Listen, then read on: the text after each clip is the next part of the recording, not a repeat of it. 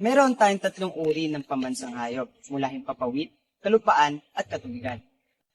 At ating pag-uusapan kung ano-ano nga ba mga katangian ng mga ito, kaano ito kahalaga sa atin, at paano ito nakakatulong sa ating bansa.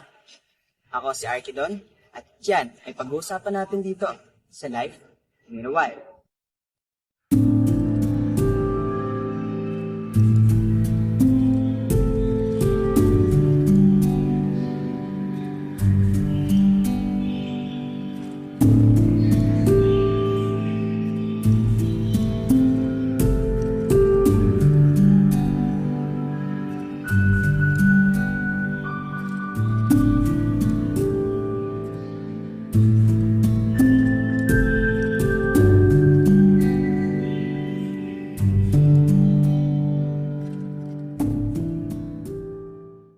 Ito ay ang ating pambansang hayop panghimpapawid o pambansang ibon ng Pilipinas. Ito ay ang monkey-eating eagle o mas kilala bilang Philippine eagle. Mayroon itong puti at kayumangging kulay na mga balahibo. May malalaking mga pakpak at may matatalas na mga kuko. Ang Philippine eagle ay umaabot ng 86 hanggang 102 sentimetro. Umaabot ang bigat nito ng 4 hanggang 8 kilo. Alam mo ba na 8 beses na mas malayo ang kaya nilang tanawin kumpara sa ating mga tao? Ginagamit nila ito sa paghahanap ng kanilang makakain. Ang mga monkey-eating eagle ay isang carnivore. Kumakain ito ng mga karne ng ibang hayop. Gumagawa ito ng pugad sa tuktok ng matataas na puno. 1 beses lamang itong mangitlog kada 2 taon. Paglipas ng 2 buwan, ang itlog nito ay magsisimula ng mag-hatch. Nangahanting ang mga magulang nito ng paniki, lizard o di kaya mga ahas para ipakain sa kanilang inakay. Paglipas ng 4 hanggang 5 buwan ay nagsisimula ng tumubo ang balahibo ng kanilang mga inakay. Kaya unti-unti na nakikita ang kanilang ganda. Kakaunti na lamang ang bilang ng mga ito dahil sa pagkawasak ng kanilang mga tirahan. Isa rin sa dahilan ng pag-extinct nito ay ang pangahanting ng mga tao o pangangaso. Kagubatan ang tanging tirahan ng mga Philippine eagle, kaya ang kaligtasan nito ay nauugnay sa kalusugan ng kagubatan. Importanteng pahalagahan natin ang buhay ng mga Philippine eagle dahil ito'y nakakatulong sa atin na pangalagaan at panatilihin ang balanse ng ecosystem sa kagubatan.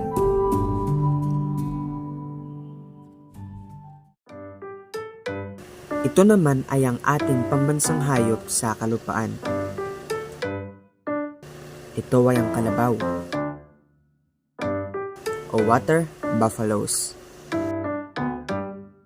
Mayroon itong 2 mahabang pakulot na sungay. Malaki ang katawan at kulay abo ang balat. Ang mga lalaking kalabaw ay lumalaki ng 127 hanggang 137 sentimetro. Samantala, ang mga babaeng kalabaw naman ay lumalaki ng 124 hanggang 129 na sentimetro. May bigat itong 300 hanggang 550 kilo. Ang mga water buffaloes ay isang herbivore. Sa madaling salita, ay mga halaman lamang ang kinakain nito. Sa 2 taon ay isa lamang ang kaya nitong iluwal o ipanganak. At ang bagong panganak na kalabaw ay may timbang na 35 hanggang 40 kilo. Kaya agad nitong tumayo makalipas lamang ang ilang minuto o oras. Nagbababad sila sa putik o kaya'y tubig para mapanatili ang tamang temperatura sa kanilang katawan. Dahilan din nito ay para makaiwas sila sa mga parasite. Ang mga kalabaw ay katulong ng mga magsasaka sa kanilang trabaho. Nakakatulong ito sa kanilang pagsasaka sa paraang pag-aararo at paghukay. Nakakatulong din ang dumi nito sa kanilang pananim bilang pataba sa lupa upang makakuha ng mas magandang ani.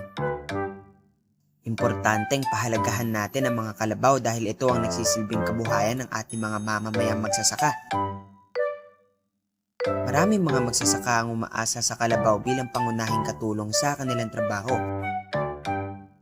Kaya ang pagkawala ng kalabaw ay maaaring magkaroon ng matinding epekto sa kanilang kabuhayan. Dumako naman tayo sa ating pambansang isda. Ito ay ang milkfish, o mas kilala bilang bangus. Mayroon itong malapilak na kulay na mga kaliskis. Ito ay isang uri ng isdang karaniwan ay matatagpuan sa tubig tabang at tubig alat. Ang bangus ay kayang humaba ng 3 hanggang 6 na talampakan. Umaabot ng 4 hanggang 14 na kilo ang bigat nito. Ang bangus ay isang uri ng omnivore. Kumakain ito ng mga plankton at iba pang mga microorganism na nasa ilalim ng karagatan. Kumakain din ito ng algae na tumutubo sa ilalim ng dagat, kaya ito nasabing omnivore. Umaabot ng 800,000 hanggang 5 million ang kaya nitong ipangitlog at sa loob lamang ng 24 oras ay mapipisa na agad ang lahat ng mga ito. Niluluto ito ng mga Pilipino sa iba't ibang paraan tulad ng prito, paksiw, sinigang at marami pang iba. Ang iba sa atin ay pinapalaki at pinaparami ito sa kanilang fish pond. Madalas itong hinuhuli ng ating mga mamamayang mangingisda. Kasama nila ang bangus sa kanilang kabuhayan at nakakatulong ang mga isdang ito sa kanila upang kumita. Upang makahuli nito ay pumapalaot sila sa kalagitnaan ng karagatan. Sa lamang dagat, nakasalalay ang buhay ng mga mangingisda, kaya mahalaga para sa kanila ang pangalagaan nito. Kung wala ang mga isda katulad ng bangus na kasama nila sa kanilang hanap buhay, ay maaaring magkaroon ito ng matinding epekto sa kanilang pamumuhay.